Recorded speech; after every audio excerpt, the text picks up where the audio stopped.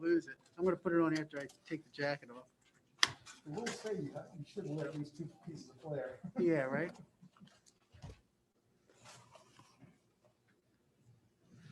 Oh, we're beyond that. Okay. Oh, Frank's not here yet either.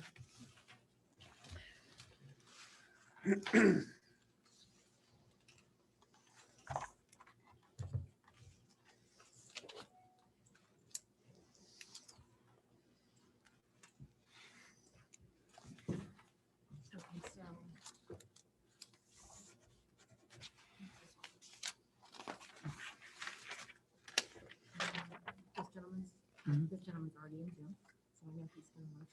Okay. And what I'll do is you guys can have it, so whatever you want to say. You can say I shared with you in Zoom, and we'll give it to you, and you can make any comments or whatever. Okay.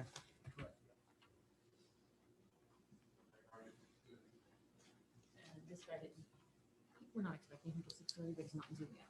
Okay.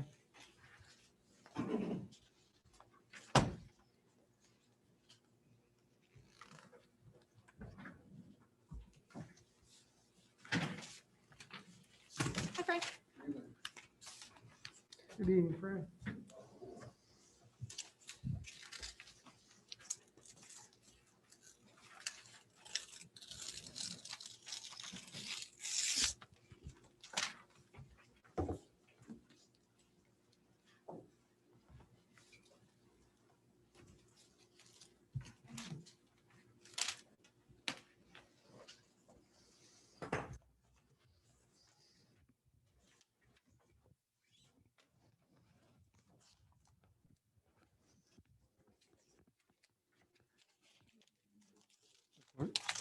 Yeah, I think so. Yeah, not confidential, but I think you can update Whenever everybody. you're ready, just give me a pop. Okay.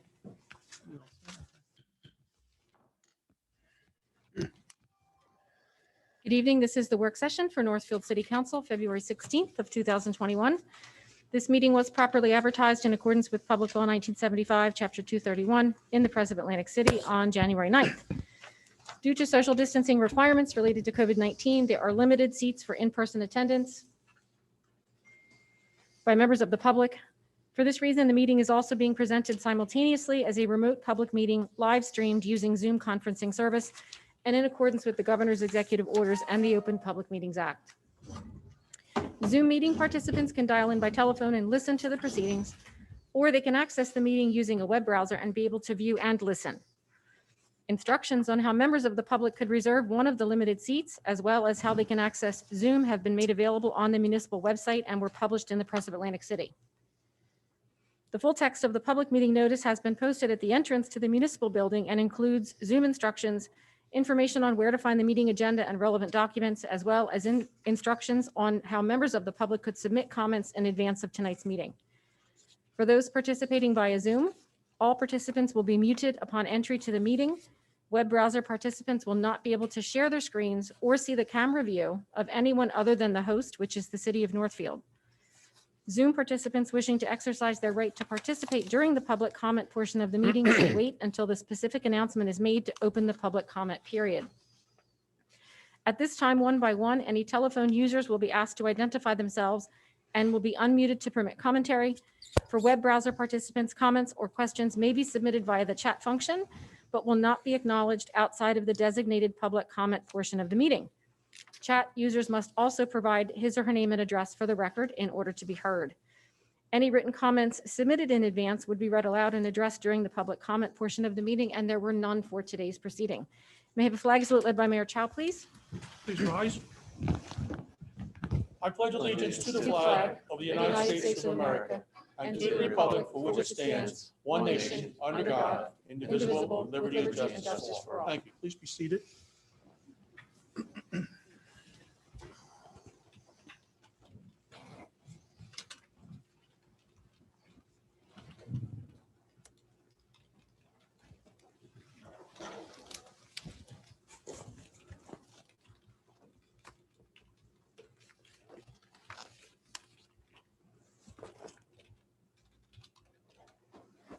Roll call.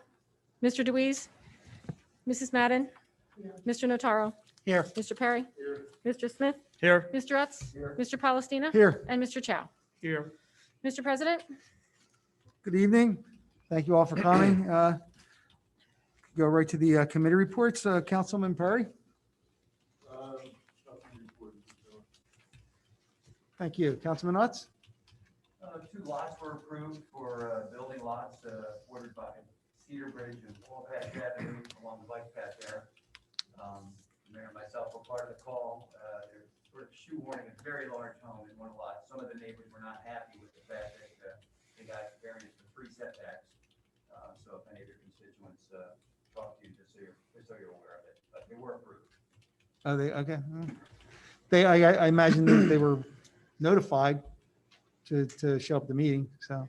Yeah, one neighbor was quite rude about it, but it was a very long meeting, but a really large home on a pretty small lot. The neighbors were not happy. That's it. That's it. Councilman Notaro? Thank you, Mr. President. Just a couple of quick updates from the fire department. I met with Chief Cummings last week. He has me up to date and up to speed with the fire department. He also wants to address council during the next budget meeting, so maybe we can make that possible for him. We can take a look. Yeah. It's No, I just, late in the game. But yeah, we'll take a well, look. I hear you, but, Yeah. at least we can hear him out and Yes. kind of get the wheels spinning. From EMS, TRICARE had a total of 138 dispatches, 126 calls with patients, 89 transports, 13 mutual aid calls, THT, and administered 1 Narcan, unfortunately. I'd just like to say the Second Amendment grassroots group is here tonight, again, in support of the Second Amendment. I want to thank Paul for his input on the resolution, and I think we're at a, we came up with a nice draft, so maybe for the next meeting, we'll have that on and get a little bit of a bipartisan vote here. The veterans, I'm going to go to the March 10th meeting for the parks. I guess it would be the Birch Grove Advisory Board meeting, and just run it by them and get some feedback from them. I know there were some ideas out there for some different scenarios of the Purple Heart Way Oh, okay. program. So I just want to get a little feedback before we make a final decision and a final resolution for that. And at this time, that's about it. Okay, thank you. As Councilman Deweese isn't here, is there Councilman West, do you have anything on the Birch Grove? Really no problem. Nothing, okay. Councilman Smith? Thank you, Mr. President. I want to comment, I just want to jump in with Dave's report a little bit. I had received a call from the chief of Margate's EMS fire department, and kind of gave me an update that they've been providing more mutual aid than ever to Northfield. And I know I talked with Councilman Notaro about this, but they're raising questions about the role the fire department plays in first response and getting on the scene. He basically indicated that in the last couple of years, there's been many more than in the previous 25 years, mutual aid calls from.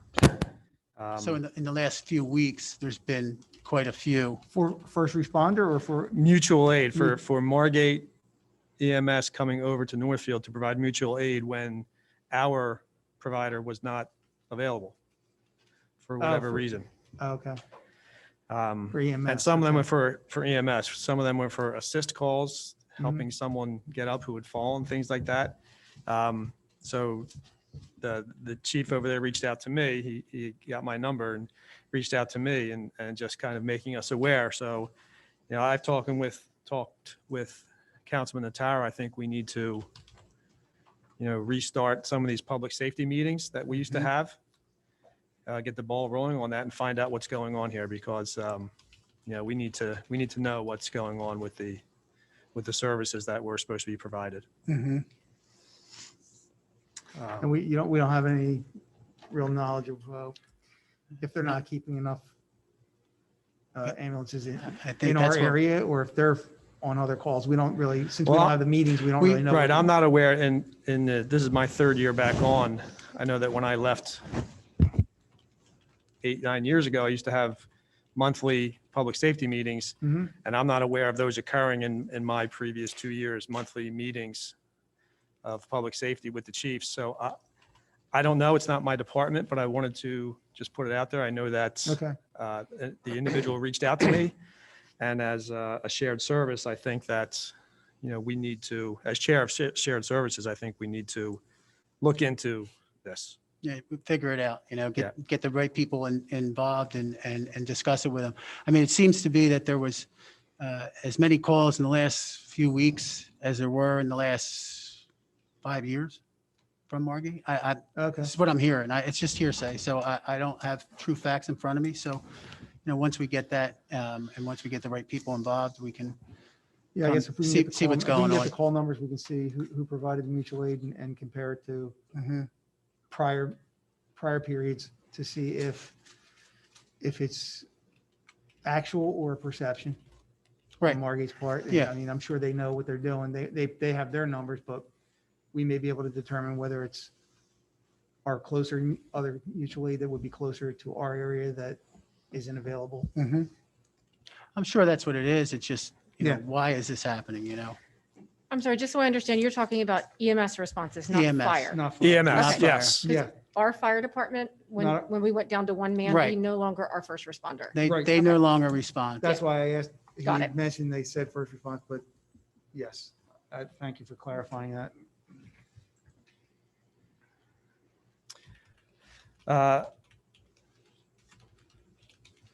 Other reports. Had a Zoom call last week with Linwood and Hamilton Township regarding shared court. And, I had a lot of questions. The Hamilton Township Court has submitted a proposal to us. They sent a sample resolution to us to look at, and our solicitor had some questions. The chief had some questions. So I was part of the Zoom call to ask those questions, and we got some things changed. We had some questions answered, but at this point, it looks like it's moving forward. It's progressing. I think that it's a good offer, and something that I hope to bring to council possibly by the next meeting to vote on.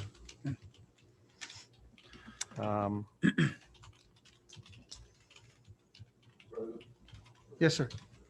Question, Mr. Smith, do you know why Buna backed out of their agreement with the I don't know why Buna, I didn't reach out to Buna. I know that they were in it at one point and backed out. I'm not exactly sure when that took place.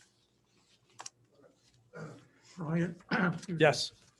Was there any discussion that if this becomes a reality in shared services, the appointment of the municipal judge, will they be doing it like the shared services every 3 years? They would rotate with the municipality? No, it's Hamilton Township's court. They said that they would consult us on any appointments, but essentially they would be subsuming us, our court. Well, I Or, mean, under shared services, even if it was Northfield or Linwood, we assume the court. I'll just express my concern, and maybe this is a question you'll be able, I think you originally said that the court cases for Northfield would be, quote, mixed into the grouping. I'm a little concerned with the scheduling process and how it'd be basically maybe inconsistent. One day Northfield is on Monday, then next week it's on a Tuesday and so forth. So I'm just expressing my concern with that. Now, with regards to the contract proposal, any kind of equipment or upgrade, that will be the cost will be bared by Hamilton Township? that is correct, Okay. All right, thank you, Brian. certainly. Any other questions? On that? mutual aid, the reason why our township is closer is not responding to the EMS? We haven't gotten that far yet, Frank. We just found out maybe last week sometime, and we're trying to put it all together. interesting to see why. Yeah, definitely. Moving forward on my report, the Little League and Babe Ruth, just continuing, the signups are ongoing through the end of the month. So encouraging young men, young women of Northfield to get out and sign up, get ready for the spring, and hopefully we can have as normal a possible season for our Little Leagues, for our baseball and softball teams. The community school held a Zoom meeting today. The superintendent, Bratonis had a meeting of their committee to explore, to discuss further reopening, going to full day schedules, possibilities. It was a community meeting, so there were other stakeholders involved, board members and teachers and parents on the Zoom call. And they're in the preliminary stages. They're looking to send out a survey to parents, but they are looking at possibly opening up the school further and trying to get full days in there. But they're in the formative processes of trying to figure out the details of that and what it would entail. But I was part of that meeting and did attend. Actually, they had two sessions. They had a 3:00 session, a 4:00 session for the public. Anyone who wished could have signed on to attend, could have requested an invitation. So we'll see where that goes, but they're hoping that within the next week or 2 weeks that they're going to send out a survey to parents to poll parents about their opinions on the resumption of a more normal schedule, I guess, but I don't have any other details as to what that might look like at this point. And that's all I have, Mr. President. Thank you. Councilwoman Madden?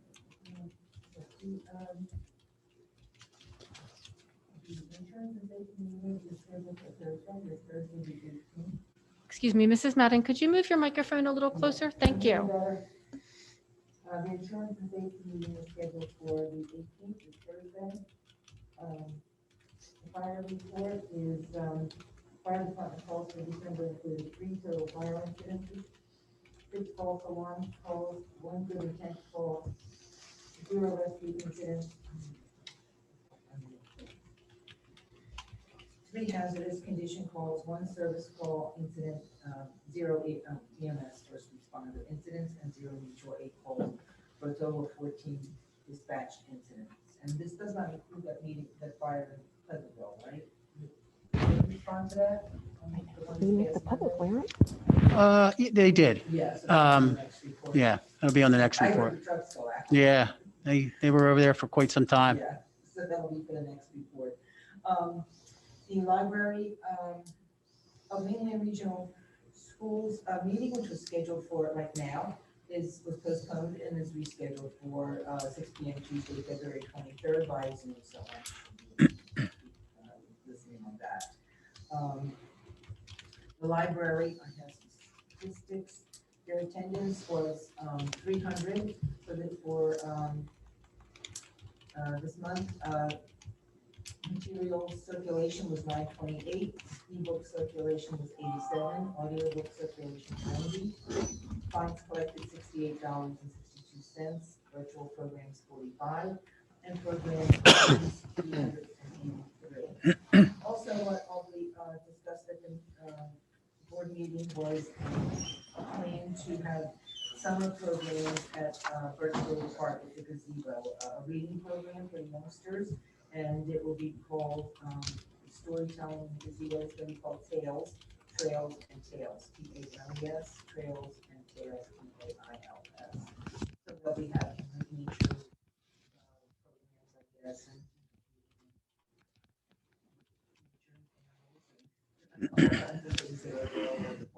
And it was well received by the board. I think it's just to be outside and what's going on. So hopefully it's a program that children will be able to participate without a little bit safer in the so that's it for their library.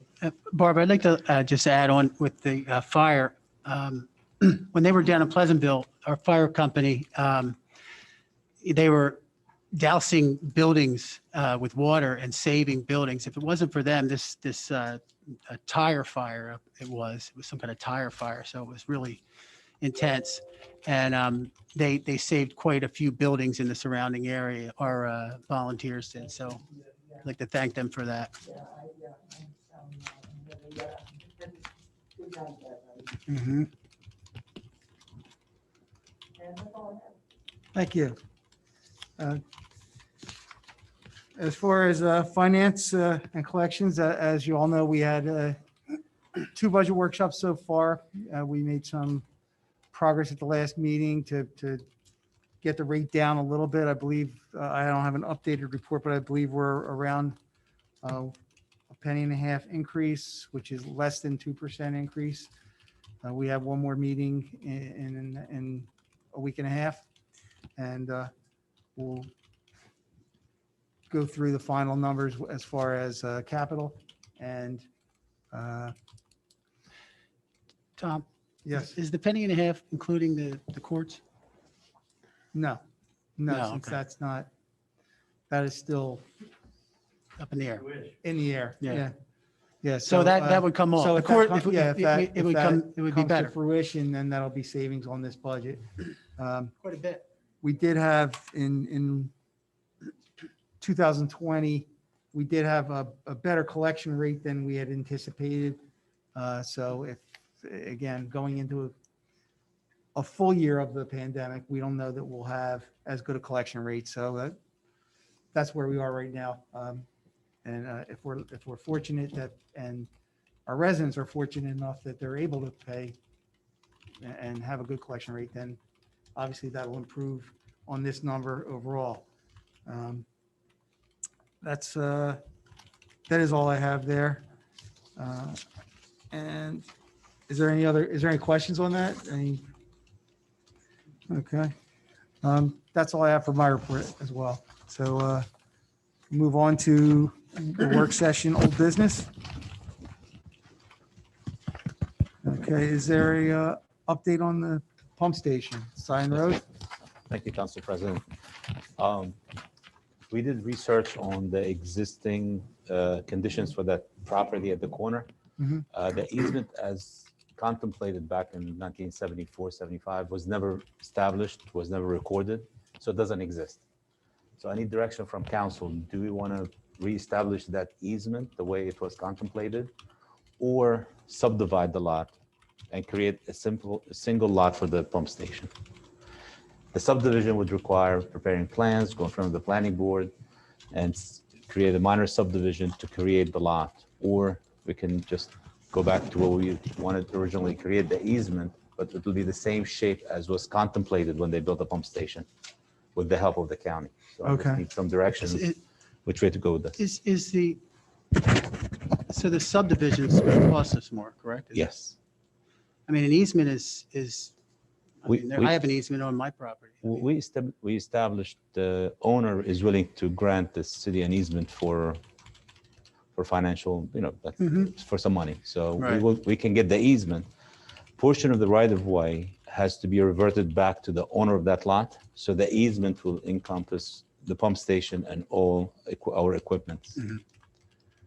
And we've been operating under what we thought was an easement that was in place. Yes, Okay. that easement never, It just never they got, contemplated the easement. It seems on the paperwork I had that they made a deal with the owner of the property at that time to pay him $750 and create the easement. Mhm.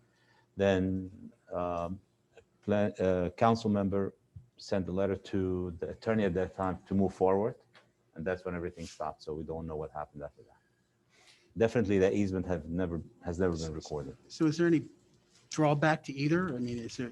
Easement becomes still somebody else's property. We have to hold harmless agreement, all kind of agreements with the owner. If the property changes hand, the easement is to us anyway. It doesn't go with the owner of the property. A single lot would be on the tax lot, it would be our property, It's cleaner. cleaner, but takes a little longer time to do that. Is it that costly? It's not, it shouldn't be that costly. It should not cost, I'd say the easement would cost maybe to prepare the easement, the document and everything else, maybe $1,000. The subdivision will cost maybe like $3,000. It's And then not we- drastic Maybe do it the increase, but clean way. And in the subdivision, we would purchase the property from the owner, and then It's this- us. the exactly. easement, we would end up paying, You pay once only. pay once on an We pay easement as once, well. yeah. Okay. Hey, Rami, real quickly, when you said that the easement was never recorded, Yes. did we actually get a title search from the county? Yeah, we did. We got title search. Never, we didn't find anything after Mr. Perry sent, Councilman Perry gave me the paperwork. We went back to search on the ownership. We went back to 1982 when the property transferred ownership. In the title, in the deed, there's nothing mentioning Okay. that easement. My last conversation with Anthony Pagano is he was going to get authority from whoever his, boss is, to actually order a title search, which would go back. We did that. Who did that? We did. Us. We ordered that through a title company. Oh, you actually ordered a Yes, title yes, search? Yes. yes. All right, and they didn't find They anything? couldn't find anything. No. All right, can you send me that? Yeah, I will. All right, and what was the other thing? All right, so you're positive it hasn't been recorded? Definitely. As How long's that pump station been there? Do we know? 76, 40, 43, 45 years. I mean, just so council knows, we may have a claim to an easement by prescription, which is basically, we've been there long enough to make a claim that, it's been there, you knew about it, was open, notorious for a period of, I think it's 30 years now. We should probably discuss that a little bit, possibly in an executive session. I was kind of waiting on Pagano's title search, but if Okay. you have that, I can share that with him Yeah, I will send it. and, see what his thoughts on the title report are. And then I think we should potentially look at this easement by prescription issue Sure. very quickly. Shouldn't take too long. Okay. I got a question on the subdivision. Yes. Is this something that the owner would agree to? The owner agreed to grant us an easement. And then when I had discussion with his attorney about the mechanism, I mentioned one of the ideas is maybe we take the property so it does not hinder their ability to get mortgage or sell the property with, anytime you sell a property with an easement, it raises flags. He was receptive to the idea. He didn't have any issue with it. So the attorney for the owner is okay with easement or subdividing the lot. They would have to agree to that if the planning board meeting. They'll be the applicant, actually. They'll be the owner applicant, and we do the work for them.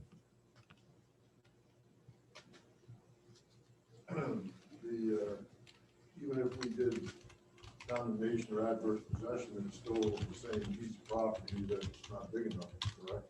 Yes, we still have to get a portion of the existing right-of-way reverted back to the ownership of to that property. So our pump station sits within that easement or a lot we create. If they're willing to do it, I would go with the planning board. Okay. Yeah. Excuse me, Mr. Perry, I'm getting comments that you're a little difficult to hear. Thank you.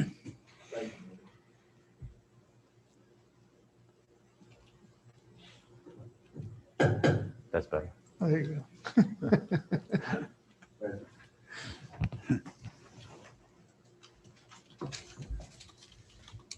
Okay. So Uh, Depending on, the attorney decide, I would be for, we've been bouncing this thing around for a long time. When we get done, it's holding our application to the New Jersey Bank because they need to know what is the form of ownership of that lot. yeah, So if that- you're sure there's no deed out there, then I'd like to move forward with the plan, and that's up to on my end. That's my opinion. Nothing has been recorded attached to this property. If somebody recorded a deed that was not attached to this property, nobody would be able to find it at this point. That's the second most important station in the community, Yes, as far as the pumping station goes, so. you're absolutely correct. Frank, you're saying the subdivision? Yeah. Yeah, that's what I would also think that's the way to go. Okay. I don't know. I mean, if just- we can't establish an easement, either by a previous filing or an easement by prescription, if the council is not willing to pursue that, I would defer to the council as to whether they want to do a subdivision or an actual new easement. Would that be just kind of like it's there, it's ours type of scenario. Well, as Rami explained, if you did the subdivision, we would actually own the land. No, your scenario where it's ours by, we've occupied it this long and you just say, hey, I think it would Sorry. take, I think we'd have to hear the response of the property owner. Mhm. I'm not going to recommend you get involved in litigation to Yeah. establish a prescriptive easement. If we could establish that with the owner, again, probably a subject more for a closed session Okay. so that we can discuss potential litigation. So I can give you an open and honest, recommendation toward that litigation itself. But, it's an option. It may be a more expensive option. I'm not sure if it's, the most feasible option based upon what we already have on the table. Mhm. Is that something, would we be able to add that executive session for this evening to briefly go over that, or is that? I would probably want to see the title work first. Okay, We could do it the next one. do it the next one. Do we have time to, I mean, at this point, It's already everything is been- on standstill. Yeah, I mean, I don't think 2 more weeks is going to make a difference on Okay. making this decision. If the council may be more comfortable having more informed decision. If you come up with a price, Next meeting. yes, for that subdivision. I will. I'll go through the numbers. Looking for, Yeah, I'll have all the numbers next time for the just subdivision. so we have, I mean, if we're going to land, we want to know what our cost. Sure. Yeah, let's be able to make that decision at the next meeting Okay. and have all the information. I'll bring back the cost for the subdivision, all inclusive with the fees and whatever has to That would be paid. very helpful. All right, Thank we'll you. do. Well, I'm looking at the sale price also. We already have that established. Okay, Yeah. very good.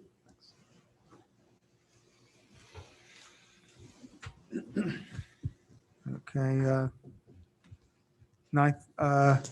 Northfield Avenue and Route 9 drainage? Yes, I received an email back last Monday, the 8th, from Ginger Bankert. She's works for the DEP. She works for the DOT, I'm sorry.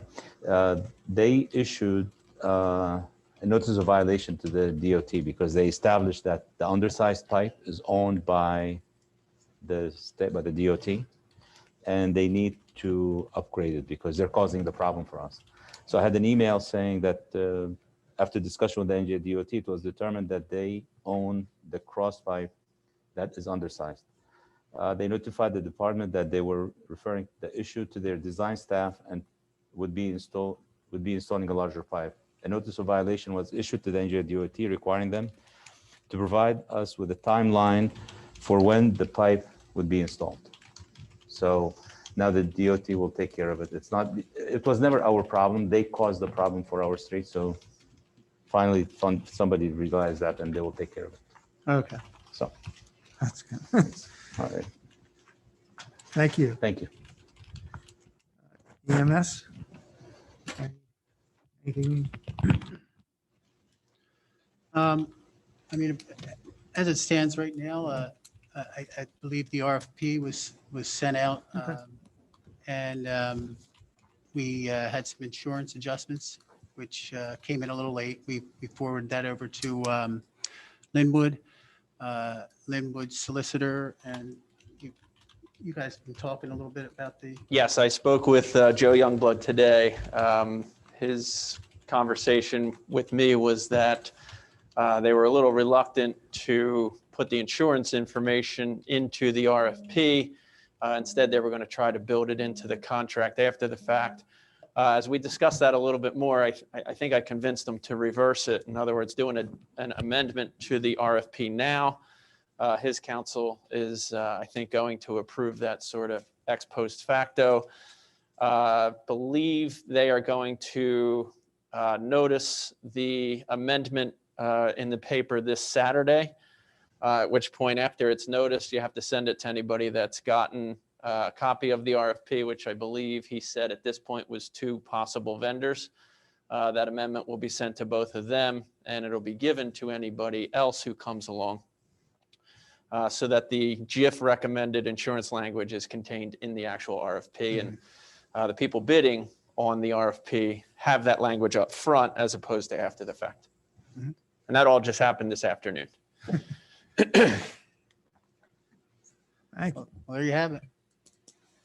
Brian, you have anything to add? No, I think that about covers it.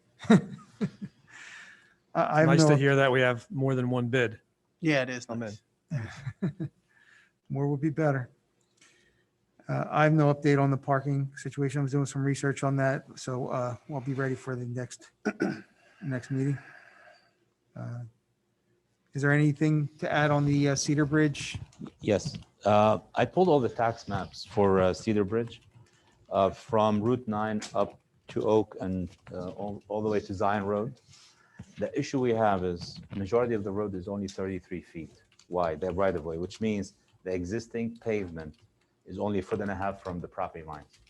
So for us, for example, just the block between Route 9 and Oak, if you're going up from Route 9 toward Oak, on the left side, there's 6 properties that we need to acquire right of way to be able to establish a sidewalk from Oak all the way down to Route 9. On the other side, there's about 9 properties that we need to acquire right of way. And when you drive up on Cedar Ridge, you'll see there's a lot of improvements within those areas. So basically, when you drive up, just imagine the edge of pavement, you go 1.5 feet or 2 feet, that's where the property line is. So there's no room to install any sidewalks. So we really need to do a lot of work to get properties dedicated back to the town so we're able to install the sidewalk. So, and then the rest of the right-of-ways from Oak to Zion, majority of it is 33 feet, so which means we have no room. Okay. So it's going to be a very difficult endeavor to establish an area that we can install sidewalks. So I think it's going to take a long time and it might not be successful. So Okay. but we tried, but Yeah, it was worth a look. Sorry about that. Thank you. All right. Thank you. Yes, I drove that site and there's some massive trees. right away. Yeah. A lot of massive- yeah, I did too. I went down a couple times and a lot of trees and a lot of telephone poles.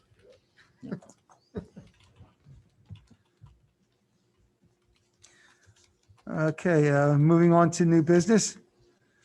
Is there any new grant opportunities? That's that standing item. Okay, Have we, a question, Mr. President? Yes. Have we looked, we received some funding from the federal government to help alleviate some of the costs of this crossing guards. And I'm wondering with the new executive orders that have been signed, if there might be more opportunities to get further funding. I think that FEMA was reauthorized to reimburse expenses. So I think that's something that we should follow up on yes, to see if, we received prior funding, maybe we can receive more funding for this school year.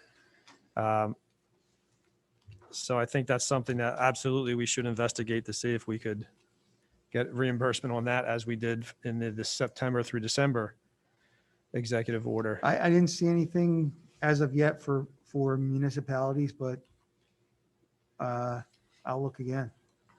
I believe Dawn's watching that as well. Yeah. Excellent. On the resolution, I think we had some updates to it today, so we're gonna, Yeah, we had some updates. Paul had a lot of input. Thank you for that, Paul. So, we'll get to that. I kind of touched upon that in my committee report. I would like to say that, Sandy Hickerson and Dominic Branker are here tonight supporting that. It's very, very important to them and a lot of other residents, and quite frankly. So I think it's a good thing that we do this, and I'm glad that, Paul and I, reached across the aisle and kind of worked things out and made something happen. So that's a good thing. I'd rather have a bipartisan vote and we all vote for it. And I think it's better. I don't think it's a political thing. It shouldn't be a political thing. It's our rights, and it's very important. thank you. Mhm. Yes. Did you, I thought you were. On the ramp project, how are we doing there?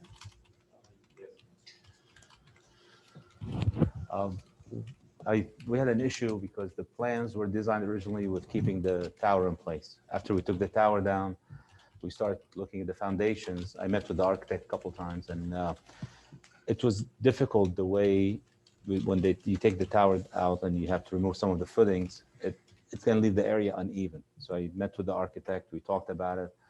I felt the best way to do it is to install a slab above the whole area. So it cleans up the area. We're able to have the runoff pitch away from the building to the parking area. So now we are going to install the foundations and a slab on top. So everything under the ramp will be a slab area. So it's cleaner. You won't have any issues with it down the road. No settlement, no area that's going to settle. And it's going to alleviate a couple drainage problems we have. Currently in the basement, there's an area that rain water comes along the building. It comes into the building. You can see the wall is like kind of crumbling because of that. Okay. So this will eliminate that issue. The total cost after we eliminated the fence around the tower, the area, it'll be $7,500 more on the contract. I spoke with with Dawn, and she says we have the funds available. So I'd like to proceed with that change order because we're looking to have the foundation installed when the weather break. So, which hopefully maybe next week. I'm not sure how the weather is going. So, And is the spot where the tower is that still going to be open, or is that going to, or is it? we're going to have a slab, but that area will be open inside. It'll still the be open ramp. inside there? Okay. Yes, because we need the length to be able to have the For proper the turn 112. for the ramp? Yes. I mean, we could not have brought the ramp closer because we don't have the length for the height, because you need to be 1 in 12. Basically, for Mhm. every foot you go up, you need 12 foot in length. So that dictates the length of the ramp. Yeah, So the ramp okay. as it is now, that's the same length we'll have. Okay. It'll be a different shape, and it'll be cleaner. So just want to bring it to council's attention that there will be a change order for that particular portion of the project. Okay. All right? Thank you. Thank you. And next item is the private fireworks displays at Atlantic City Country Club. Council President, Mary, I know we had discussed this some time ago when we were creating this particular ability to display fireworks at the country club. Was there anything that was put in the ordinance, Mary, that has some type of a fee that would be charged by the fire department? No. An ordinance was proposed, but it turned into a revenue source for the fire department, which sort of was the opposite of the intention. The intention was to defray the cost to the taxpayer. So it never went anywhere.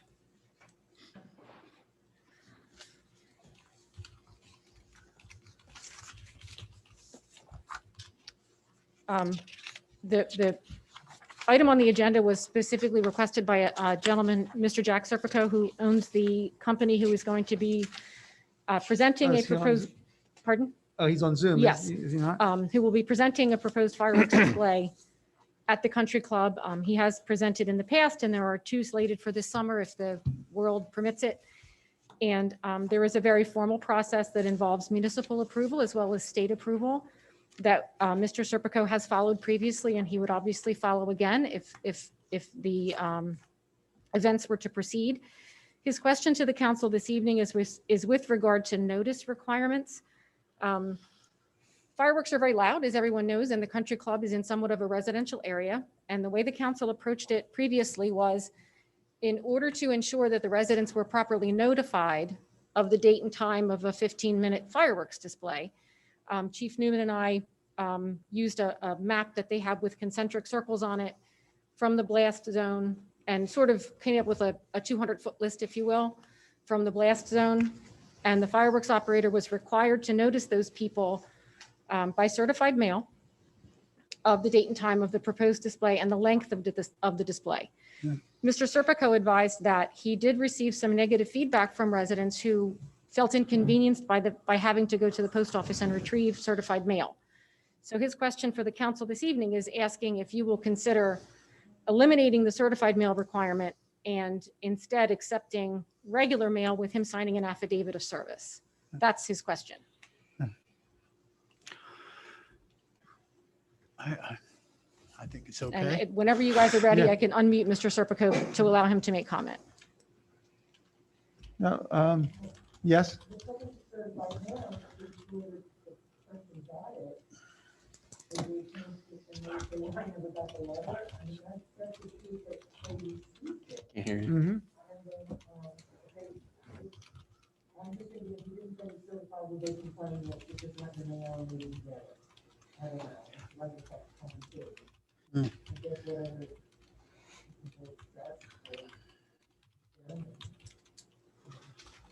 I guess, I mean, the other thing you could do is send it registered mail and then they don't have to, it'll still get delivered even without, but there'll be a record of the delivery. Mrs. Madden, people are saying they cannot hear you. Oh, I'm sorry. You want me to repeat it? Sure, go ahead. Okay, I'm just saying that certified mail is a proof that you received the mail. Would it cause another problem in reverse that they don't get it, they just get regular mail and say, I didn't get it? Right. So I don't know, I don't have a solution, but it's kind of a catch 22. I think if you registered it, you come to the house and they have to sign for it. Well, not signature, but it just gets, there's tracking of it. with the tracking of it. Yeah. So, If he did some type of tracking, I guess that would be, that would solve the issue. You wouldn't have to worry about people complaining to go to the post office if they weren't home. And you'd have a tracking of it and he could prove, if need be, that everybody got notice. I got a little hard, but we try to accommodate them as we can, but still have proof that the letter was received. Mhm. I think when we adopted the original ordinance, we kind of tracked the municipal land use law requirements. As Councilwoman Madden indicated, the certified mail does provide proof, not necessarily of receipt, but it more provides proof of the mailing itself, which is what I think the council back then was concerned about. I think the issue for this council is, you have to balance an angry resident who gets a certified mail but doesn't go pick it up versus an angry resident who doesn't get notice at all or claims not to have gotten notice at all. Mhm. So I don't see what we're even like, if you don't go pick up your certified mail and complain that the fireworks went off, but you didn't, you know what I mean? Like, it doesn't make sense to me. I mean, just certify it, and if they don't pick it up, they don't pick it up. Call it a day. I guess that is the lesser risk. I mean, I guess, yeah, Enjoy the that seems fireworks. like I the don't- lesser risk. Okay. Some organizations send both, they send a letter in the mail and also a certified letter. Sure. I mean, it's extra postage for that company, but, that has been done by, I think, by, That way they know what it is, they don't have to necessarily yeah. go to the post office and pick it up, they get a regular copy as well as a certified. yeah, both. notice. You could do both. You know, factor in there. That might be the easiest solution. Or they just send a postcard saying that you'll be getting, No, send the Let me know when postcard they're- saying there will be, Okay. no. I think the gonna intention come see was to 'em. make sure that the deliveries got made, not necessarily add another layer of expense with the regular mail postage. So we figured, certified mail, is certified mail. You get it, you don't pick it up, shame on you. It is the acceptable, it is the acceptable thing for any type of variance or such. So I mean, is it a large expense? Is it that large of an expense for? I think it was just that they were complaining about. I don't know. I don't know that it is that large. I mean, Would you like to? yes. Can we let Mr. Serpico speak? So, Mr. Serpico, I've just requested that you let me unmute you. I think you have to give me permission.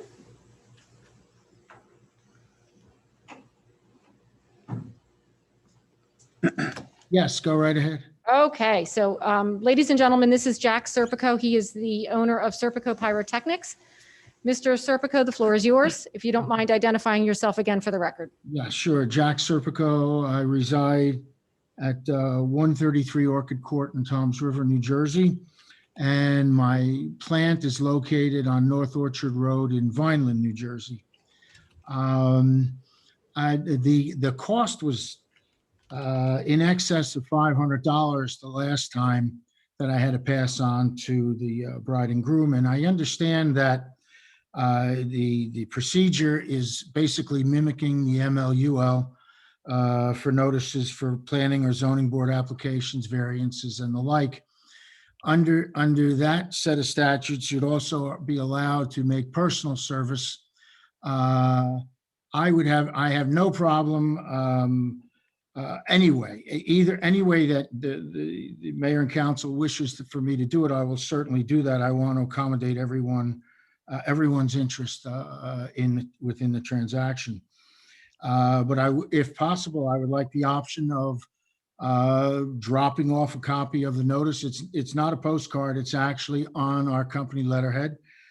We tell them the date, time, and place, no different than a zoning variance or a planning board or subdivision or site plan application. My telephone number, if anybody has any questions whatsoever, they can call me. And I would, in addition to that, go to the same lengths that I would if I were preparing a zoning or planning board application, and prepare a certification or affidavit of service that I would submit to the town. In addition to that, you had mentioned earlier about the fire department. It's my policy. I understand there are volunteer fire companies in most of central and southern New Jersey. And as a standard operating procedure on our end, we always make sure that a donation of usually in the around $200 is given for the fire company to show up for the 10 minutes that they would be required. Most wedding displays and private events last 5 to 7 minutes at most. The type of fireworks we use are not the same, do not have the same punch or power that July 4th fireworks do. We use a lower grade firework that's no bigger than 2 inches and has less of an impact, keeping in mind barking dogs, sleeping babies, and we don't want to disturb the neighbors in any way, shape, or form. So I have no problem with giving adequate notice that you would like me to give. I have no problem committing to you that every time we are fortunate enough to get a contract to do an event at the country club, that we would in fact make sure there's always a donation to the volunteer fire company, especially since my wife, who's half owner of the company, is a retired Brick Township volunteer firefighter. We make sure that we cover all the bases. We try to come in very quietly, make a little bit of noise for 5 to 7 minutes, hopefully make everybody happy, and then leave just as quietly and go from there. Council President, I appreciate Mr. Serpico's willing to make the necessary amendments and so forth. My only concern here is that we had a situation about a year ago with New Jersey Water, and the subcontractor was going around and delivering notices, allegedly notices to the residents that would be affected. And I know some residents that we never got to notice. I mean, it was dropped off at the door, and some people did not get it. So, I hear what Mr. Serpico is suggesting, and I don't have any problems, but I just want council to be aware that we've had that problem, similar problem, when we had the New Jersey Water and their subcontractor giving out notices to people that the water would be shut down or the road would be impassable. If you like, I could also send a regular letter. In my law practice, whenever I had to send a certified letter, I always made it a policy to send a regular letter because quite often people do not go to the post office and pick up the certifieds. So I would represent in any affidavit that I would provide. Mr. Serpico, you had suggested that drop it off a letter notifying the resident. Would there be any kind of procedure where the person that resident would sign off that they have received or acknowledged that letter? No, not if they're not there, I wouldn't be able to get that. Okay. But I would send a regular letter by U.S. Postal Service as well. No later than 10 or 11 days prior, similar to a notification for a variance. Although lately I have had notices that I represent the Asbury Park Planning Board and the Asbury Park Zoning Board for the last 25 years and been practicing municipal law in New Jersey for 42 years. So I know exactly, where what we're all thinking along the same lines. I get that. And we've had trouble that we sent out notices for a major project within our waterfront redevelopment area in Asbury Park in December, and those notices weren't received for 6 weeks due to the Postal Service's problems due to the COVID-19 situation. So I get that, and whatever you like me to do, I will in fact do. I'm here to accommodate everyone's needs. I want to do it correctly and make everyone satisfied. Mr. President, I would just say personally, I don't have any problems with Mr. Cervico sending through regular mail a notification. And, people don't pick up their mail or look at the mail, that's one thing. But I'm also concerned about the undue financial part that Mr. Cervico would have to, as well as the applicant would have to bear this cost. Because this is going to be, if he's going to do 3 or 4 of them, it's basically going to be the same group of residents. So it's going to be a consistent cost that he's going to have to incur. Right. Mr. Cervico, is it? Yes, Serpico. What is the actual cost of these displays? A basic wedding firework display that lasts 6 to 7 minutes costs anywhere from $3,200 to $3,400 for the display. They're New Jersey residents. I have to charge them sales tax.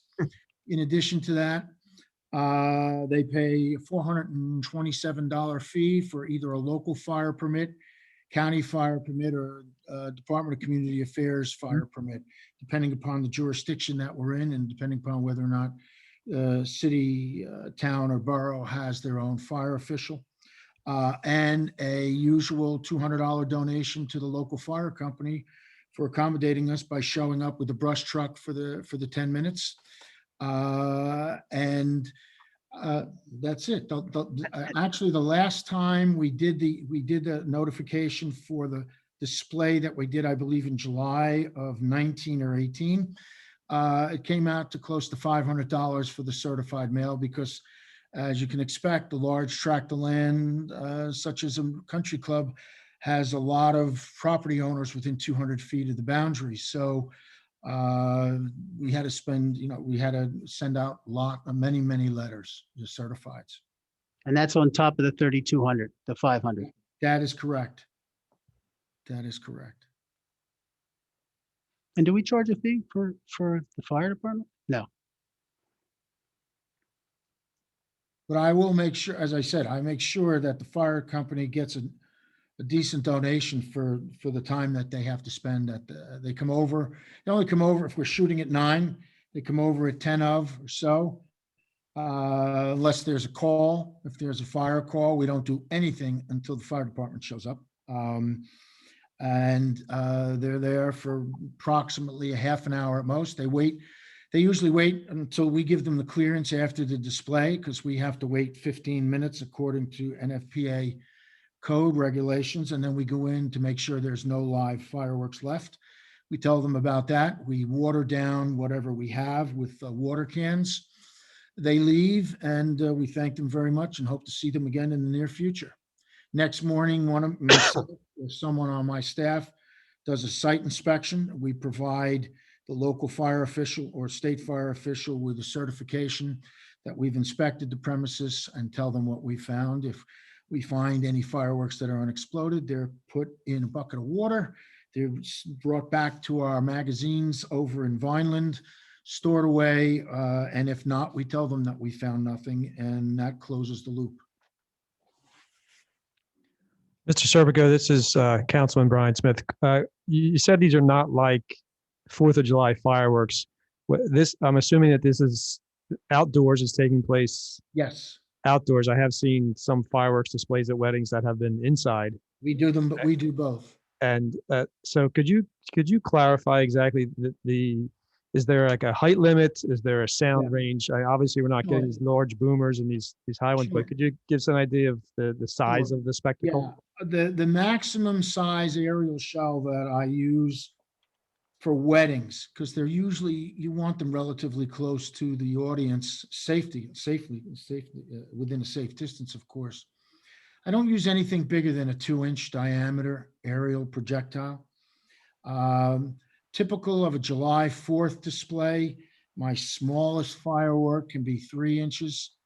My largest firework can be 10 or 12 inches. I do the Friday night fireworks in Wildwood, fortunately for the last 25 years, and I shoot up to 12-inch fireworks that are the size of a beach ball, and they go up 1,000 to 1,200 feet.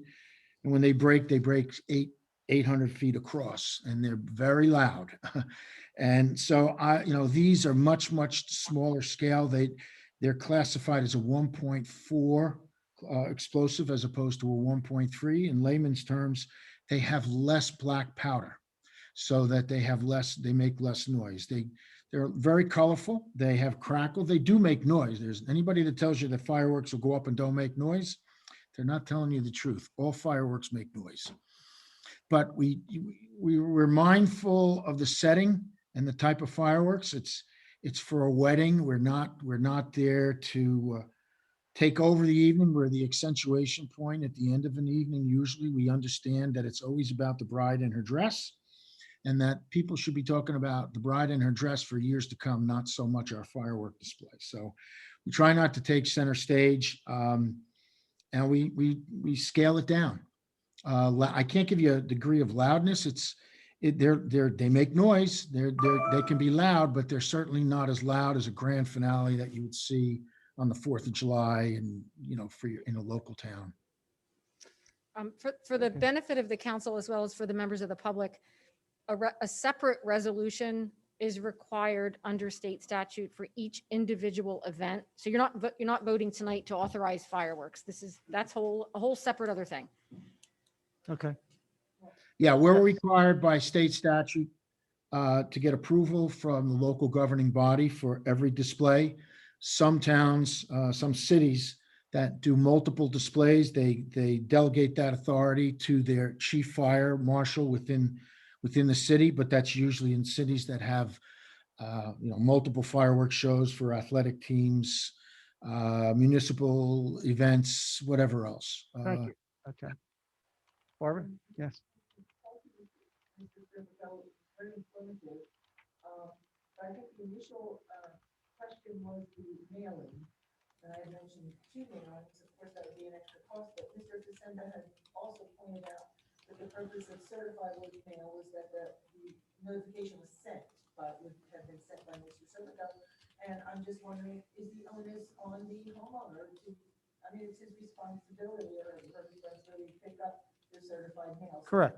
would the one mailing be sufficient? And I would say the owner take responsibility for picking up your certified mail.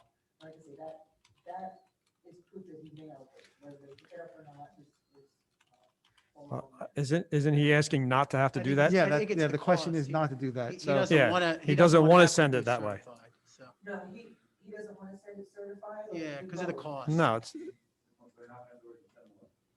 $500 on a $3,200 display is quite a hefty cost to the resident. There is your proof of, I'm okay with as the mayor said, to mail and personal deliveries. I agree. From Same. my point of view, I don't have any problem with his remedy. I like hearing them. Me too. Okay. You want to straw poll that? Yeah, I guess we'll straw poll that. Councilman Perry? No, this is just to give the notice by mail and personal delivery. Council- Yes, Yes. Yes. and I agree as well. So yes, that's fine with us. And hopefully it works out well. And they Thank will you very have a much. lasting wedding, marriage. Yeah. Thank you for your time and consideration. Thank you. Okay, thank you, Mr. Serpico. If you have no other further comments, I'm going to go ahead and remute you. And of course, feel free, you don't have to stay for the rest of the meeting because council has advised that they'll accept your proposal. Great. Thank you very much. Is the gentleman from Cross River Fiber He is. in Zoom? Okay. Yes. Okay, this is Fred Brody. Can you hear me? Yes, All right. How you doing, everybody? very well. How about yourself? Very good, very good. Thank you very much for giving me this opportunity, Mary. I want to thank you and members of the city council. Fred Brody is my name. Live in Ocean Township in Monmouth County, just for the record. And I do government affairs consulting for Cross River Fiber. Cross River Fiber. Actually, I should ask up front if there's any particular questions that anybody has, or if you want me to just lay it out. Yeah, just give us a good overview of what you actually need, what your proposal is and what you need from us. You got it. Thank you, sir.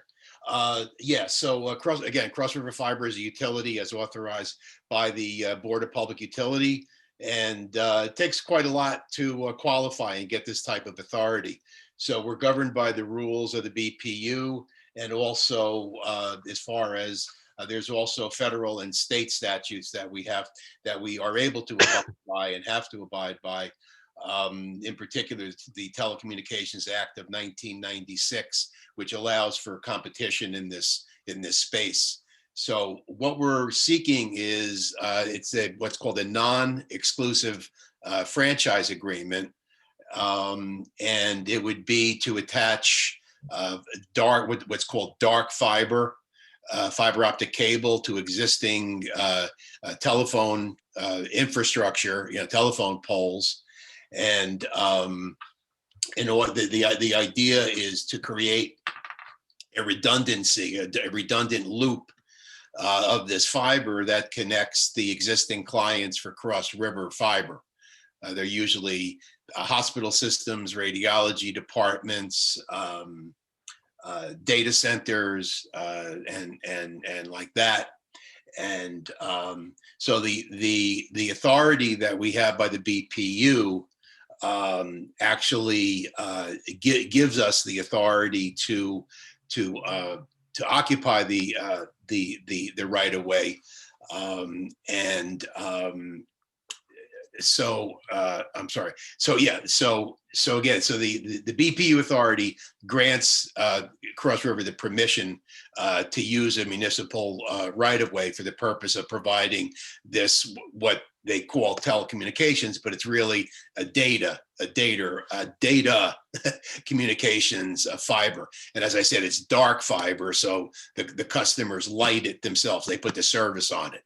So Cross River owns, operates, and maintains the fiber, and is responsible for that. So again, it's only wire that we're talking about. So the agreement is required by the infrastructure owners, whether it's telephone poles or sometimes underground conduit. And so the agreement that we're looking for would show like the municipal permission to enter its right of way, so a route can be designed. So again, this agreement gives permission to attach fiber to these poles, and in designing a route. The network would only be installed after your engineer review and agree to the route. And again, this is only a backbone, so it's only like one line, as I had said, for this redundancy. And there's really no cost to the municipality, because Cross River pays again for the engineer review, attorney review, and then the police safety detail. Once the route is designed and agreed to by the engineering, when it finally goes up, then we pay for the police safety. So as you had said, what we're looking for is to have this agreement in place so we can go to the telephone pole owners, negotiate a route, design a route, come back to the municipality for your engineer to review and agree to that. And then we talk about the next step in setting up, attaching the wire to existing telephone poles. And there be any physical structure or box that you would have at some of these intervals of telephone poles or electric poles? No, the only other equipment, again, because this is only data fiber, the only other equipment that is put up, so to speak, is like a splicing box. It's almost like the size of like let's say like a large egg container, like a dozen eggs, just like a small rectangle box where where the cable could be sliced, but spliced, spliced, easy for me to say. But no, there's no other antenna or repeater. That has to do more with like small cell or other infrastructure. Again, this is only fiber. Thank you. This is Councilman Paulstina. Mr. Brody, Yes. Is there any particular schedule that, obviously there's going to be, since there's going to be a detail, there's going to be some interruption of traffic. What type of schedule do we typically do this?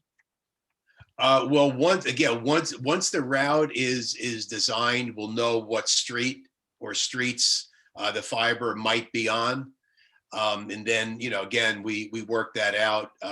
It's usually a pretty quick process, because they basically take a bucket truck and they go down a particular street, let's say, and they attach these clips to existing wire that's up there now. Then they just go, then they start at the beginning again, then they just run it through and then tie it together where they need to. So it's usually a very, very quick process. The bucket truck kind of moves maybe, 3-4 miles an hour down the street, clips it, puts up the clips, comes back, threads it, and then they're done. Thank you. You're welcome. Does anyone have any other questions for Mr. Brody? Councilman Perry? Councilman Perry. In your proposal, why is it only commercial customers? As far as the local resident, or why basically it doesn't seem like it's going to be available to the public, but only to the commercial public. Correct. Yeah, because as I had said, that this is what's called dark fiber. So the customers that Cross River has are, I use the word sophisticated, if you will, in order to light the fiber themselves. So they put the equipment, the routers and what have you, and they manage the service itself. When a resident or even a small business, let's say, you buys or looks to utilize a service like Verizon or your cable company, that's what they call a lit service. So the more you use, the more you pay, and that's managed by the company that's offering that. Whereas again, Cross River is only providing the cable. Kind of, we compare it to like a pipe, if you will, that Cross River owns the pipe and the customer puts their own water through it. So, your residents or whatever wouldn't have that capability. Are there any municipalities within Atlantic County that you currently have the service from? We are just coming into Atlantic County. Well, actually, wait a minute. I'm sorry. And I did have a little bit of a map. We already have Egg Harbor. No, we're working with some of the other municipalities in the area, Absecon and Linwood and all, Summers Point, Atlantic City, like that. So Egg Harbor is the closest one that we have the agreement with in place. Egg Harbor City or Egg Harbor Township? Egg Harbor Township. Thank you.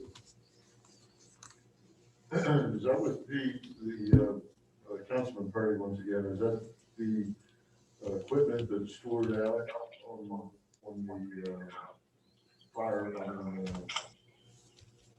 Black Horse Pike and Tilton Road?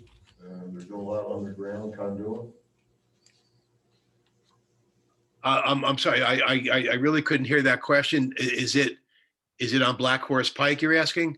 Black Horse Pike and Tilton Road in Egg Harbor Township, there's a big staging area with underground equipment there that's being put in. Is that your company or? No, not that I'm aware of. No. Again, there are a lot of other companies out there that do this. Plus, there are companies that are installing, like I said, the small cell technology, which is not us. That's actually like telephone and all that. Again, this is just data. So you must have prospective customers that are going to be utilizing it, and that's what it's being utilized for. Well, yeah, but again, because of the redundancy of what we're trying to do here, so it might not necessarily be any customers in a particular municipality, but it's just, putting like a highway through to connect all of them.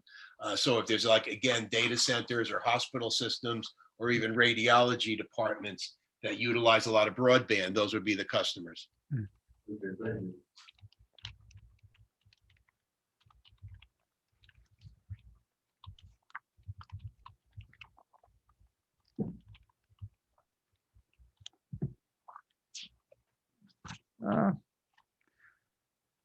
No other questions? Okay.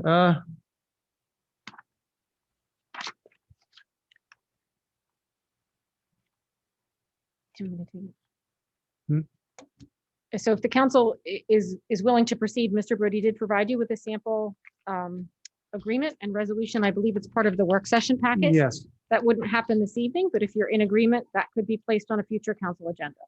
Okay, that would be great. Thank you. Well, they have to tell you that first. Oh, I'm sorry. No, well, I mean, Okay. I would agree to that, but yeah, I hear you.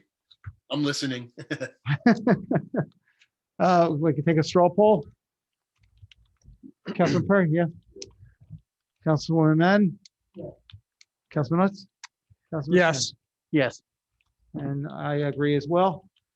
So we'll do that and put it on a future agenda. Okay, and I'll just ask the solicitor to take a look at the documents between now and the next meeting. And if there's any concerns, Mr. Brody, I'll relay them to you. And certainly I will let you know which council agenda the item will be considered for. Okay. Okay. Mary, do we have the right-of-way use agreement in a Word format? Yes. If not, Mr. Brody can provide it. Yeah, I did. I did on the original email to you, but Okay, perfect. if you need another one, I'll be happy to do that. Nope, if you send it, I have it. I just can't tell from right here. Yeah, it's a Word document. Yep. Okay, so if there's no other questions for Mr. Brody, I'll go ahead and remute him and, Mayor, I've got one more question. Okay. I see the resolution that mentions underground conduit. Now, the road crew, presented this as being all overhead. Start digging in the ground, a pond or something to make sure that everything gets put back right. Is this gonna be all overhead? Yeah, aerial, yes. That. Underground conduit will be removed from the resolution. No, I'm sorry, the what? The resolution mentions underground conduit. That part could be removed from the resolution, the sample resolution you provide. Yeah, in other words, that's in there in case that there, sometimes municipalities do a lot of redevelopment work where they take out telephone poles and they put in conduit. It's only for that reason, but yeah, that could be struck.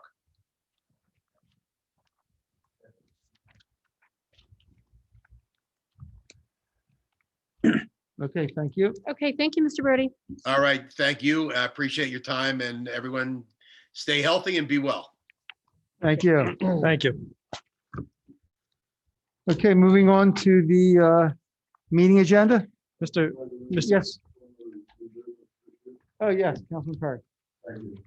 For some time, we've been working with the sewer connection schedule, and I'd like to move forward with being finalized and put on the agenda for approval. Okay, and do we have anything?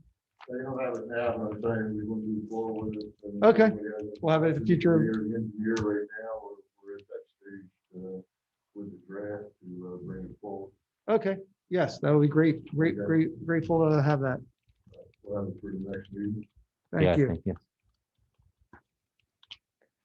Okay. I'm sorry, Mr. yes. President. Councilman Smith. I just had something else I wanted to bring up just very quickly.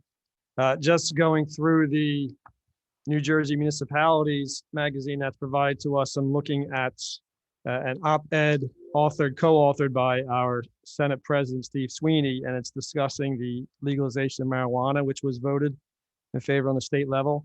And I'm just looking at this and think, I don't know if we've discussed this at all, But I just want to read a portion of this. It says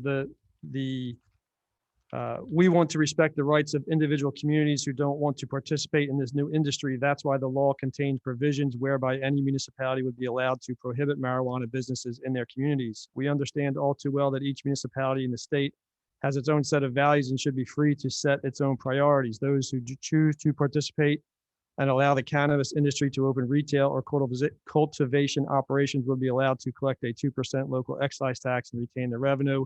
It goes on, everyone should check it out, but I think that we should be discussing that.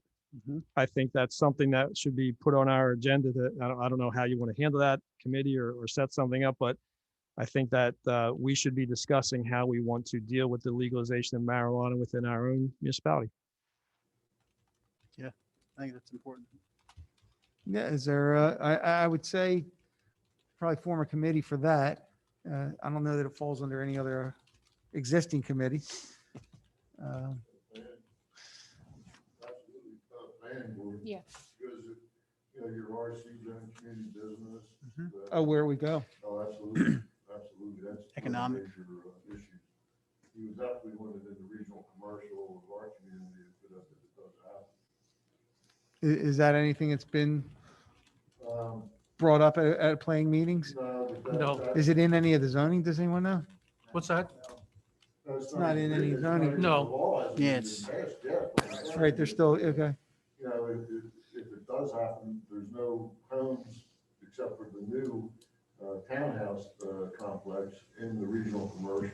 And that's everything from Crescent Avenue on out to Egg River Township. And, Egg River Township's right next to Pizza Hut, so, technically they could have it right on our border right there. But my recommendation through years of being on the planning board would be the regional commercial of things. Well, and of course, we don't have to go for it. I mean, No. that's an option that city council will take into consideration. But you're gonna have it right across the border, either way you look at it. Well, I can tell you that I was approached about at least a year and a half ago that a business or an individual wanted to set up a marijuana or cannabis growing place here in Northfield. Oh, absolutely. It's a emerging growth industry. But, Yeah. As far as the master plan, how it was put together and these types of activities, I think would fit into the master plan only in the regional commercial from my studies and being involved in the upgrade of the master plan for the community. Yeah. But, yeah, Well, I think, Frank, you have a very good point. And, when a couple of years ago, when I went to Denver, as you know, they're legalized. It's a very interesting concept and how these stores that are selling cannabis or marijuana are located throughout the municipality and outside, and they have the greenhouses and so forth. And you could be driving down the interstate and you can actually, these greenhouses, you can actually smell the marijuana as you drive by. well, I don't know of any agricultural system that we could put in, but there are some large warehouse facilities in the regional commercial. But as far as outside, I don't know about that. I'll bring it up the next time board meeting. Yeah, it's definitely a land use issue, absolutely. Oh, yeah. Well, I'd like to have, maybe we can discuss future, anyone interested in being on a committee to both either the planning board, and then we can also consult with the chief, police chief about that, get his input as well. So please let me know anybody's interested in it, and then we can discuss at the next meeting about forming a committee. Any other new business, anyone? Okay, moving on to tonight's agenda. Approval of the minutes. Councilwoman Madden, Councilman Utz. Resolutions. Councilman Smith and Councilman Notaro. Ordinances. Councilman Perry, Councilwoman Madden.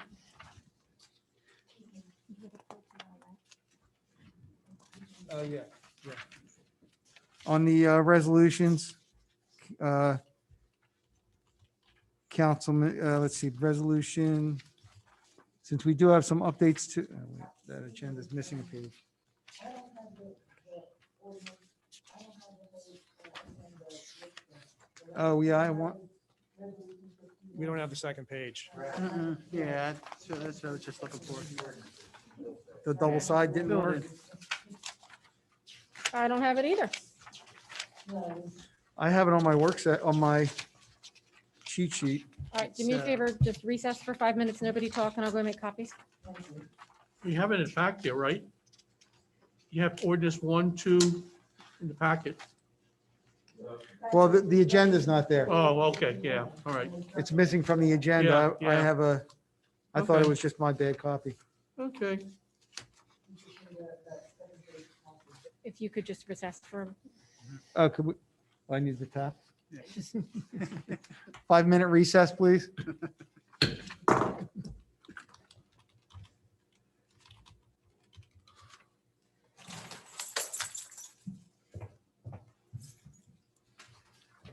just check these, hold on.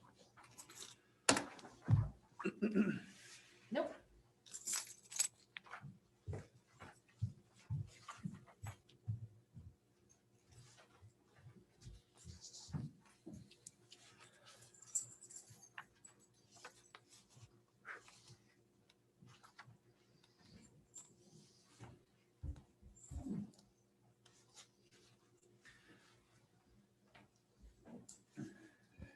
Need an air conditioned bubble.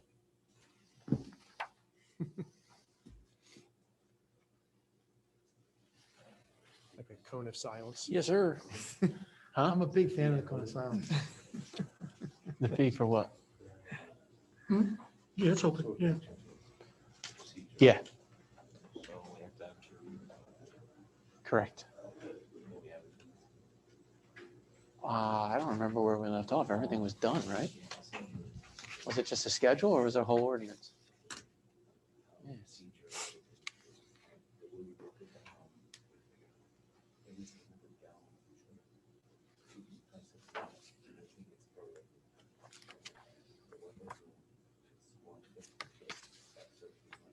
Hmm.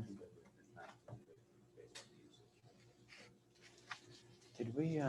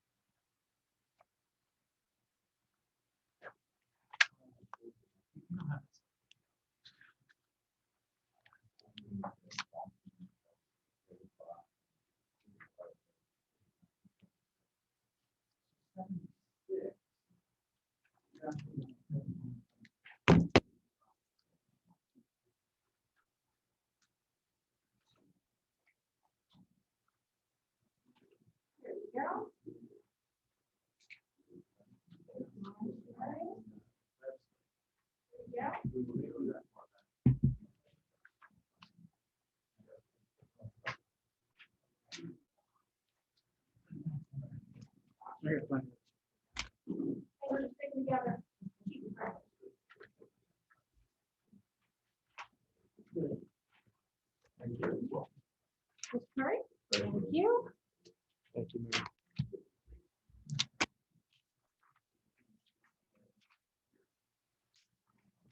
Hey, everybody's happy I did that, right? So I didn't agree with you. It is so hard to find your book. So I gave you one. Did miss anybody?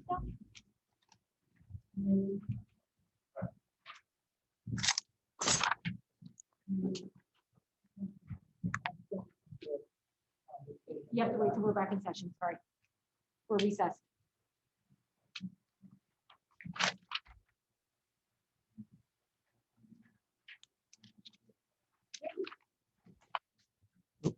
I went back to the one that didn't have it again. See what I mean about finding good help?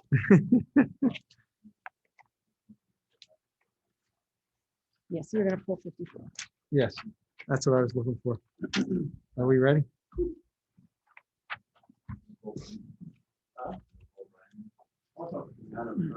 Get that title search first. Because I don't want to go down.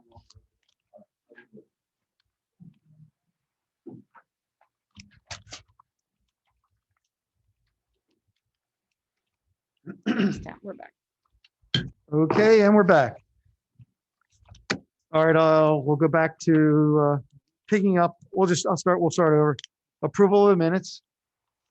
Mrs. Madden, Mr. Utz, resolutions, and we will be pulling resolution 54 for tonight. So resolutions, Councilman Smith and Notaro. Ordinances, Mr. Perry, Mrs. Madden. Both ordinances. The payment of bills, Notaro, Councilman Notaro, Councilman Utz. Meeting notices, Councilman Smith.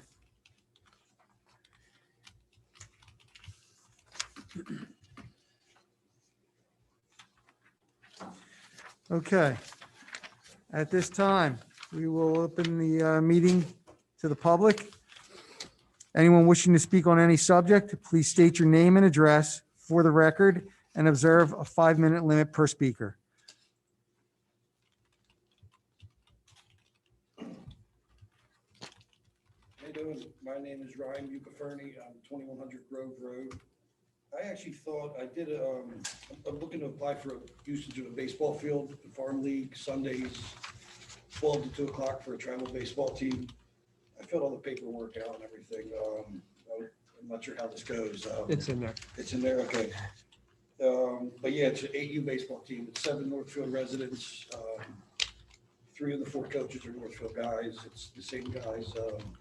3 of the 4 coaches are the same coaches that are the rec. Little League coaches as well? Yep. Yeah. And then, yes, we're looking for Sundays, if that's possible. It's Baseball Performance Center, it's the travel team, and we're just looking to use the field if possible. Okay. Have you talked with Little League? Jason Yard, yes, he. We coordinate. Yeah, he with- let everything said, look, Okay. there's nobody using the field at that time. The rules are if rec needs it, they get first usage, we're aware of. And again, as of now, we're the coaches for the rec team, so we'll be able to coordinate it pretty easy from that standpoint. It's just Sundays, 12 to 2, from moving forward to July 1st. Okay. I guess that, those are, is that, we don't have that request, do we? Here? It's in there. Or is It's it- all, in there. it's in the packet. It's part of the resolution. So Oh, it's one of the resolutions. Okay, it's all fine. good to go. Oh, it's it's in the resolution. I'm sorry. Yep. It's I was looking actually- for a separate sheet. I'm good. I have a little oxygen deprivation. I'm with you. Good, okay. Good to go. All right. Thank you. All right, thank you. And thanks for helping the kids out. Welcome to town, your new resident? Mr. Burns, What's that? your new resident? Yes, I was in Northfield, was in Linwood, just moved back. Yeah, welcome back. Thank you so much. Anyone else from the public wishing to speak? I don't have anyone in Zoom. Okay. Hello, everyone. My name is Sandy Hickerson. I Hello. live at 210 Upland Avenue, Absecon. I was here at the last meeting. I'm a representative for the Garden State Grassroots Organization for Second Amendment. So I just wanted to come again tonight and thank you all for your time at the last meeting. We greatly appreciate talking with all of you. We love the interaction, the questions, the answers, just everything. And thank you again to Councilman Taro for for moving forward with this. I just briefly wanted to read something that our President Joe Biden put out just 2 days ago, and I quote, "Today I am calling on Congress to enact common sense gun law reforms, including requiring background checks on all gun sales, banning assault weapons and high-capacity magazines, and eliminating immunity for gun manufacturers who knowingly put weapons of war in our streets." So I just wanted to bring that up because, you know, that he's talking about our Second Amendment, about our rights, and the importance that we move forward with this resolution. You know, Councilman Notaro brought up how he was working together with Councilman Utz, and we greatly appreciate that because this is the Second Amendment. It's not about Republican or Democrat. It's not about black or white. This is a human rights issue. It's about we the people, the law-abiding citizens. And I wanted to bring up how Absecon just passed their resolution this past September 17th of 2020. And their council, their mayor, she's a wonderful lady. She happens to be a Democrat. And, you know, she has her council of 6.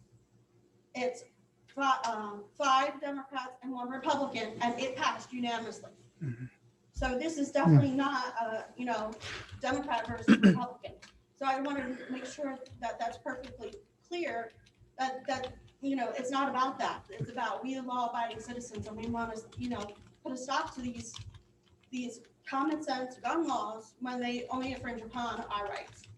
So, but again, I just wanted to thank you for your time. Thank you for moving forward with it. Thank you for working together to make sure that it's right, that it's acceptable, not only for the law-abiding citizens, but for the citizens of Northfield as well. So just thank you for your time. And again, thank you for moving forward, and we look forward to working with you in the future. Thank you, Ms. So Hickinson. Thank you, Sandy. I'd like to just elaborate on that for a minute. If that law passes, where the AR platform rifle is banned, you're going to have 10 million plus criminals on the street. Instantly. Instant, Oh, because people already own them. because they have them. Yeah, I would be arrested. Yeah. It's absolutely ridiculous. Some of the things. Yeah, it's not, that's infringing on your are coming Second out. Amendment rights. It truly is. It really is. Yeah, especially law-abiding citizens. It absolutely is. It's not even an argument. Thank you. Thank you. Anyone else wishing to speak? And Zoom is empty. Well, there's a lot of people there, but nobody wants to say No anything. one raising their hand? Okay. Seeing no one, we'll close the public session.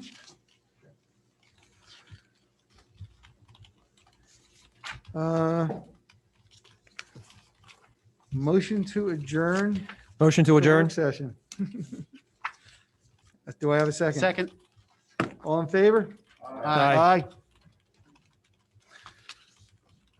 Work session's closed.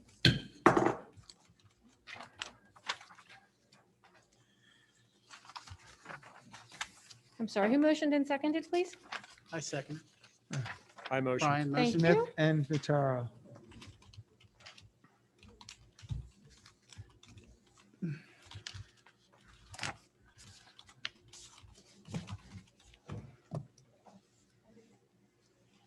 Does anyone need a minute, or would you like to roll right in? Just rolling. Good? Yeah. Everybody good? Okay.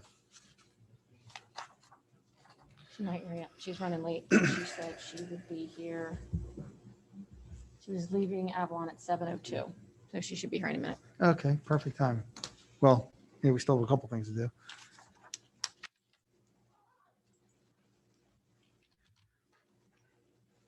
All right, you ready? Yep. Hello again. This is the regular meeting for Northfield City Council, February 16th of 2021.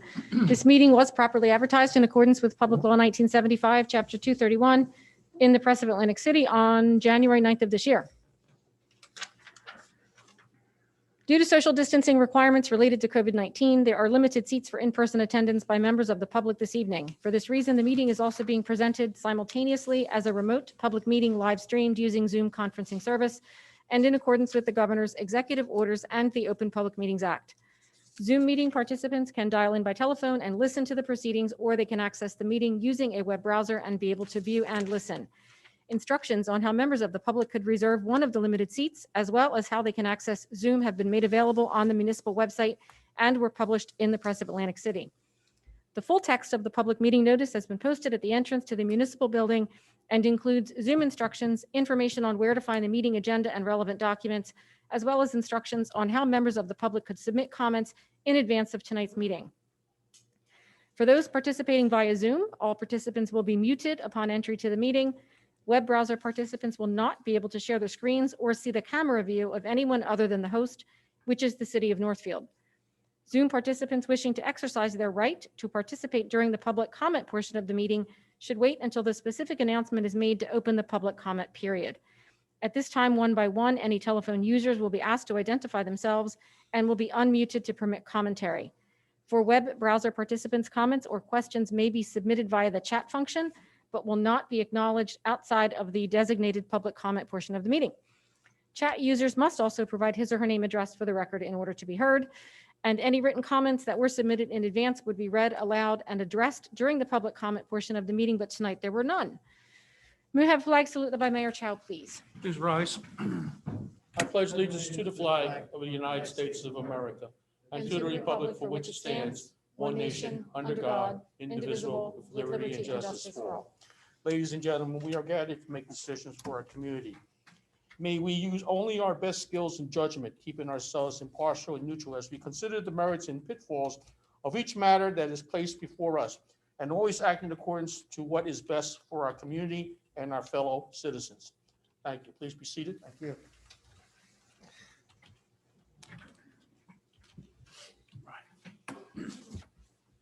Roll call. Mr. Deweese? Mrs. Madden? Mr. Notaro? Here. Mr. Perry? Mr. Smith? Here. Mr. Utz? Here.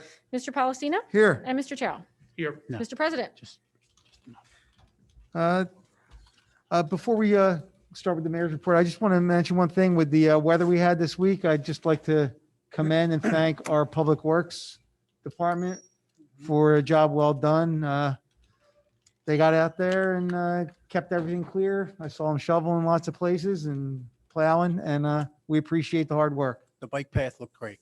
And the bike path, yes. Thank you. Mr. President, I apologize. I did not mention that Chief Newman is here with us via Zoom. Oh, thank you. Thank you, Chief. And Mayor Chow? Thank you, Council President. The spare generator, or old generator that was here at City Hall has been removed and moved upon the recommendation of Tim Drew, our emergency management, to be placed over at the city garage. That room that housed the generator is now being refitted so that all the fire department supplies and equipment that was in that little wooden shed in the back is now been moved out. That wooden shed, and it's been directed by by Chief Cummins, can now be removed and destroyed. So that'll be one piece of eyesore that will be removed, and I know the fire department is happy to have that little spare room for their supplies. They're putting shelving and so forth. Chris, I don't know if this is appropriate, but I forgot to mention at our last city council meeting with Tiffany, I've had several people inquire about what is the status with regards to the affordable housing applications. I haven't heard anything, nor did I know if we are privy to that, as far as, have they reviewed all the applications, or are they still moving on applications? Is that something that we at city council or government can ask the Gerwitz, what is the status? In terms of the individual units over there? Yeah, not individual, their applications, but, where are we at in terms of? In terms of numbers? Yes. I think we can certainly inquire to see where they are in terms of percentages. Okay, all right, thank you. Last week, I took a ride both during the day and at night to look at Linwood's little blinking speed limit signs. And I will tell you that on both the daytime and nighttime, and even though they are in residential area, I don't feel that the amount of lumens that's being projected is obtrusive. But I just wanted to give that input if council wishes to move forward on that. But if council does want to move forward on something like that, I think it'd be wise that we just don't arbitrarily say yes or no to people, that there has to be some kind of criteria in terms of how they would place one of those signs there. So I just wanted to get back. I know Councilwoman Mad was a little concerned about the lumens and the brightness of it in the residential area, but it really is not obtrusive, believe it or not. Excuse me. Tomorrow, I will be meeting with the police department administration to review some of the questions that council had posed during our budget meeting, as well as myself. And certainly, if any council member has any questions that they would like me to pose to the administration at their meeting tomorrow, please email me so I can present it to them. All right? And hopefully I'll have some answers at our next and final budget meeting. Chief Newman has sent, I believe, to council regarding his concerns about the share court with Hamilton. So I know that the council had asked for some lists, so please review it. And again, if you have any questions, please get in touch with either through me or through Chief Newman. One of the things about the court system with the Hamilton, and this is my suggestion, if council should move forward with a shared service court with Hamilton, that there should be within the clause that doesn't lock us in for an infinite number of years. I don't, that's going to be up to city council if you do, but I wouldn't suggest, 5, 10, 15 years. I think that's a little too much in case something doesn't go right. My gut feeling is, this Hamilton Township has never done this before, to my knowledge. So there may be some kinks in there, and that's why some of the questions I posed to Councilman Smith tonight about the personnel, the appointment of the judge, and any equipment, because as we all know, the state comes down on us and says you have to have a certain kind of rug and certain kind of tape recorder, and these are added expenses that that the court building is going to have to take into account. The Atlantic County Share Court Administration. You read an article, I believe, today from County Executive Levinson. There were some good points that he pointed out, and the support that State Senator Sweeney has. I can tell you that we are, regardless of our position, the committee is moving forward. And as we're getting hard numbers, this is something that we can present back to the municipalities that have shown an interest in pursuing this. And the last item that I want to bring to City Council's attention, I have always been an advocate of shared services, but please keep in mind that shared services doesn't always work out. And it's not necessarily appropriate, but this is something that I've been looking at for the past several years, and that is the possibility of going to the Atlantic County Library or becoming part of the Atlantic County Library system. Now, please keep in mind that if we were to go forward on that, we would have to go through a referendum if we want to get out. But, when I first got on city council, the merits of keeping our small municipality with our own library made sense. We were able to manage it. We had control over it and so forth. But as the years have gone by, and I know all of you are aware, the upkeep, the technology, all of these other expenses, the employees, all of these are things that weren't back 25 years ago. I think, and I'm just going to say at this point, that if it would come to fruition that we do move to Atlantic County Library System, I think it would be a win-win situation for not only the municipality, but also for our financial stability. We would no longer, and this is just thinking out loud, we would no longer be responsible for paying or buying the technology and upkeep and so forth. We possibly, I was talking to county executive, they would rent the building from us. And it would still be here in Northfield. It still probably be called the Out of Ruins Library. But now we would come under the auspice of the county library. And we all know that the county library has a lot of benefits, whether it be borrowing books or programs and being able to go to other libraries within the county system. Now, I'm projecting a very glorified picture. There's still a lot of data that I have to collect through Aubrey, our librarian, as well as through our CFO. But I wanted to bring council's attention that in case you hear that I'm trying to do a little investigation work, doesn't mean that we're going to do it, but I want to make council aware of my intent here. All right? Thank you. Thank you, Council President. Went a little bit out of order. Approval of the minutes? Mr. President, could I Oh, yes, just I'm ask? sorry. One moment. I just wanted to ask of the mayor if anything related to that matter is as shared services. Could you share with me? Or maybe Yes, you know what? I copy me? just started this. The county executive, I spoke to him last week, and he said, I'll get on the phone right away with the county administrator.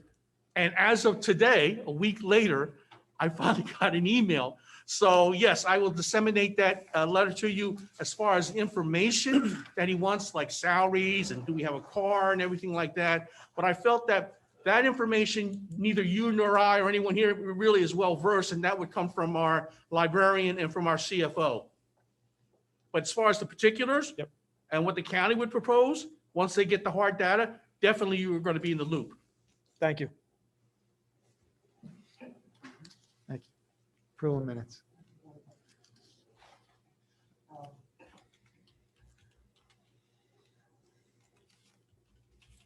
I would like to make a motion to dispense with the reading of the minutes of February 2nd, 2021. They have been posted, distributed to council, and are on file in the city clerk's office. Second. For the record, it is the minutes of February 2nd and 4th. I did say second. There's two sets. Oh, I'm sorry. Page covered up. With my cheat sheet. Second and fourth. My bad. Okay. All in Oh, favor? man. All in favor? Aye. Aye. Oh, by the way, Council President, can I just add, so just to educate, there is a set amount of money based on $1 million of our assessment that we have to give to the library. I mean, there's no ifs, ands, or buts, whether it's the county or whatever there. So any other expenses that, is something above and beyond that.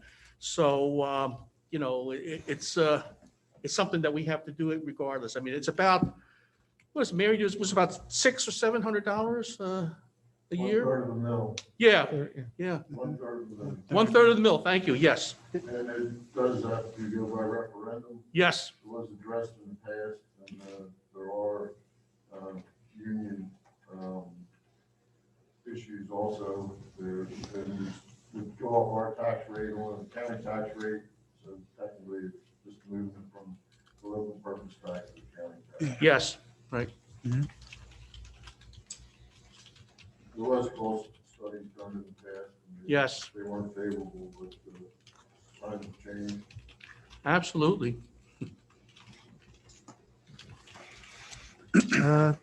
Engineers report? Thank you, Council President. I prepared my report last Friday. There's not many things to update except on Shepherd Drive.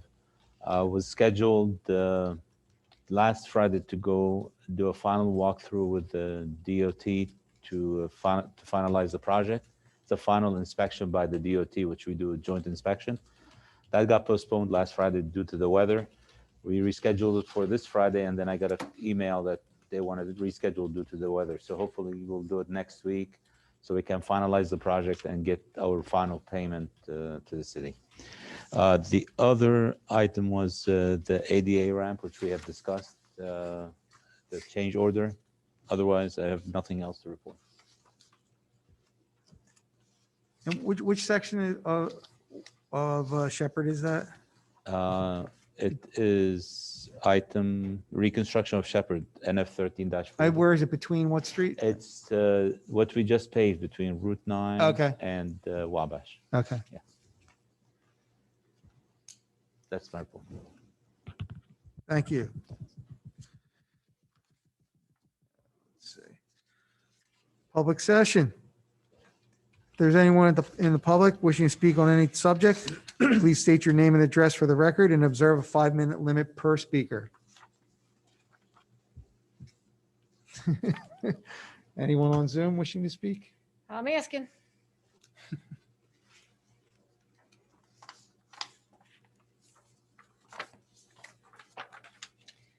I do not believe so, sir. Thank you. Seeing none, the public session is now closed. Resolutions. All matters listed under the consent agenda are considered to be routine in nature and having been reviewed by council will be enacted by one motion. Any item may be removed from the consent agenda at the request of any council member, and if so removed, will be treated as a separate matter. Any items requiring expenditure are supported by a certification of availability of funds. The executive session of council will be held at the end of the meeting and will be, and we will come back in public session to make a comment for the record after the executive session has concluded. Any vote made on subjects discussed will be made public. Okay. You good? Resolutions? Make a motion to adopt resolutions 48-2021 through 53-2021 and 55-2021 by consent agenda. Second?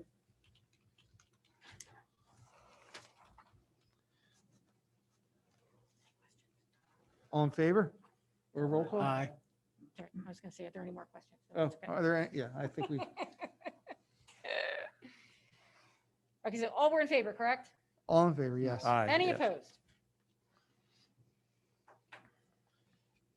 Mr. Smith? Okay, Make a motion resolution. to adopt the consent agenda for resolutions 48-2021 through 53-2021 and 55-2021. Second?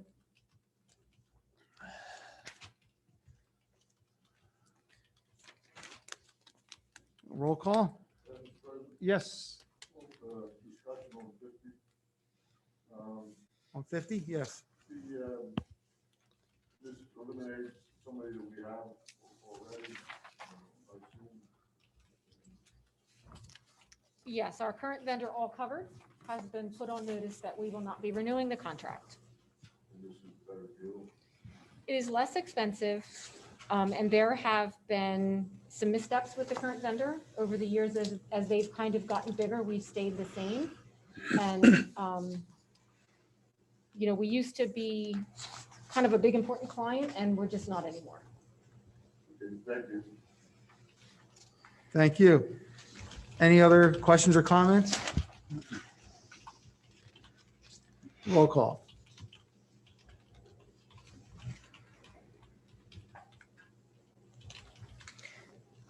Mr. Deweese, Mrs. Madden? Mr. Notaro? Yes. Mr. Perry? Yes. Mr. Smith? Yes. Mr. Utz? Yes. Mr. Palestina? Yes. Motion carries for the adoption of the consent agenda.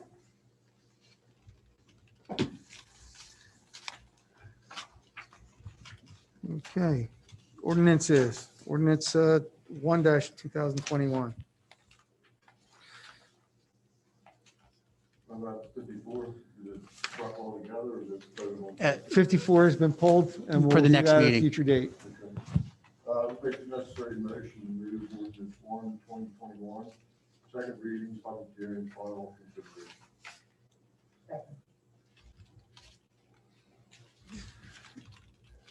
The public hearing on ordinance 1-2021 is now open to any member of the public who wishes to speak on ordinance 1-2021.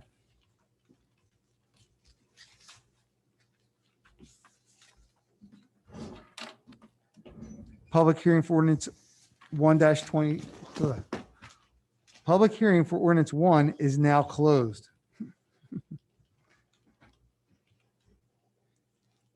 Any questions from council? I just have a little statement I have to read about the ordinance. Okay. So the title of the ordinance is an ordinance to exceed the municipal budget appropriation limits and to establish a cap bank, and that's pursuant to NJSA 40A 4-4514. As Councilman Perry indicated, this is the second reading. There will be a public hearing, and in a moment, a final consideration vote. Since introduction, the ordinance has been posted in the lobby of City Hall as well as on the municipal website. And any member of the public who requested a copy of the ordinance would have been provided with one free of charge in my office. And if approved this evening, it will be published a final time on February 20th of 2021.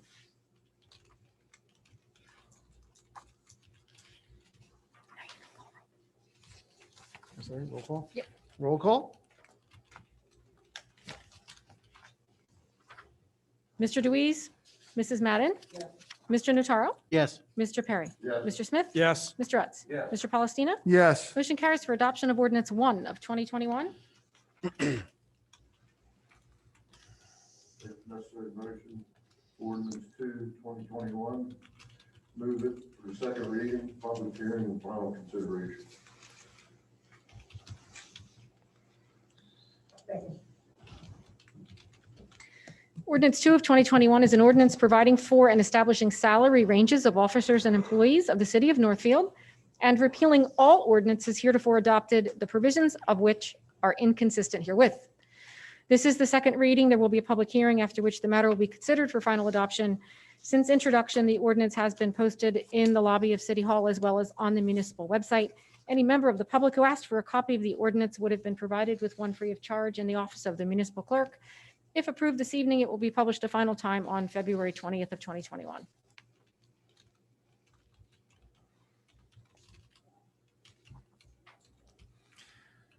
The public hearing on ordinance 2-2021 is now open to any member of the public who wishes to speak on ordinance 2-2021. No one in Zoom, sir? Okay. Seeing no one, public session for ordinance 2 is now closed. Any questions from council? Roll call? Mr. Deweese, Mrs. Madden, Mr. Notaro, Yes. Mr. Perry, Yes. Mr. Smith, Yes. Mr. Utz, Yes. Mr. Palestina. Yes. Motion carries for the adoption of ordinance 2 of 2021. Payment of bills? I'd like to make the motion for the, for the payment of bills in the amount of $1,690,119.13. Second. All in favor? Oh, I'm sorry, any questions? I'm catching. Okay. Roll call? Mr. Deweese, Mrs. Madden, Mr. Notaro, Yes. Mr. Perry, Yes. Mr. Smith, Yes. Mr. Utz, Yes. Mr. Palestina. Yes. Motion carries for payment of bills. Meeting notices. Our next budget workshop is next Thursday, February 25th at 3 p.m. in City Hall chambers, City Council chambers. Next City Council meeting is March the 2nd with a 6 p.m. work session and the regular session immediately following.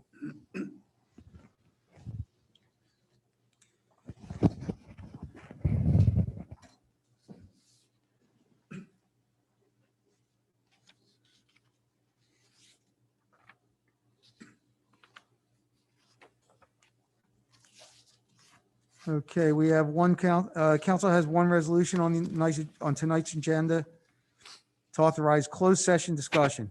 After closed session discussion, council will return to the public session and a comment will be made for the record. Any vote on any matters will be made in public. Resolution 55, 2021. Okay, as Council President Palestina said, Resolution 55 was adopted just a few moments ago as part of the consent agenda. This is a resolution providing for an executive session not open to the public in accordance with the provisions of the New Jersey Open Public Meetings Act, NJSA 10:4-12B, in this case 7, regarding litigation and matters falling within the attorney-client privilege requiring confidentiality. For the folks participating via Zoom, once the closed session conversation does begin, I will be suspending the audio and the video recording. And when the executive session has concluded, I will turn the audio and video back on so that you can all be present for the statement that is made for the record. And for everyone, we are required to set forth as much information as possible about the subject matter to be discussed, as well as provide for them the amount of public that can be expected to elapse, amount of time that can be expected to elapse before the non-public minutes can be disclosed. And for that, I will defer to Solicitor Facenda for comment. Thank you. At this time, the council for the city of Northfield will enter into an executive session authorized by Resolution 55-2001, not open to the general public in accordance with the provisions of the New Jersey Open Public Meetings Act. Matters to be discussed are issues regarding potential litigation and matters falling within the attorney-client privilege, requiring confidentiality, specifically a study of issues of sewer capacity in areas of the city of Northfield near the property commonly known as the Mason property. Council will keep minutes of the executive session as required by law, which will be approved by the council and made available for public inspection when required and permitted by law. At this time, it is unknown as to when this issue may resolve, so the time for the release of those minutes is also unknown.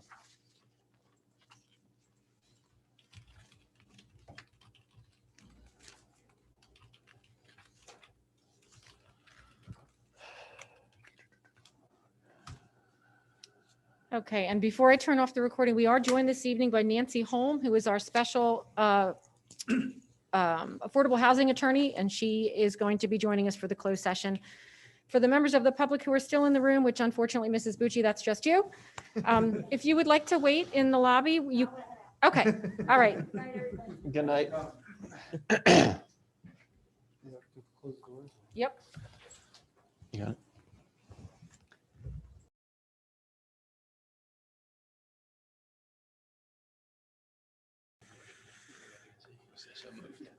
Mr. Facenda? You ready? Yep. Okay, council for the city of Northfield has concluded its executive session not open to the general public in accordance with the New Jersey Open Public Meetings Act. Matters discussed were the study of certain sewer capacity issues in areas of the city of Northfield near the property commonly known as the Mason Avenue property. Minutes were in fact kept of this executive session as required by law, which will be approved and made available for prompt inspection when required and permitted by law. No official action was in fact taken in the executive session. However, the council is looking to make a motion. I would ask for a motion to approve Rami Nasser of Schaefer, Scheidegg, and Nasser to conduct the appropriate sewer study of the Rosedale pump station at a cost not to Rosedale. exceed Rosedale. Rosedale 2 Rosedale. at a cost not to exceed $3,000. Do I hear that motion? I'll make the necessary motion to approve. Second.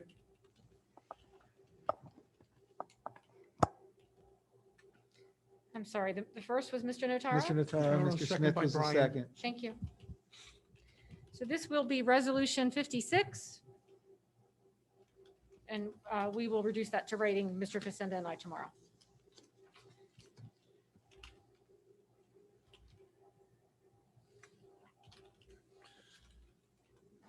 Roll call?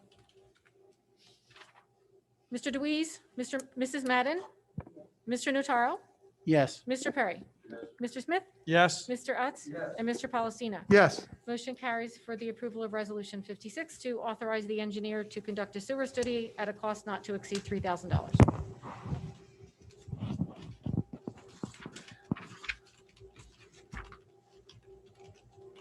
Do I have a motion to adjourn? Motion? Second? Second. All in favor? Aye.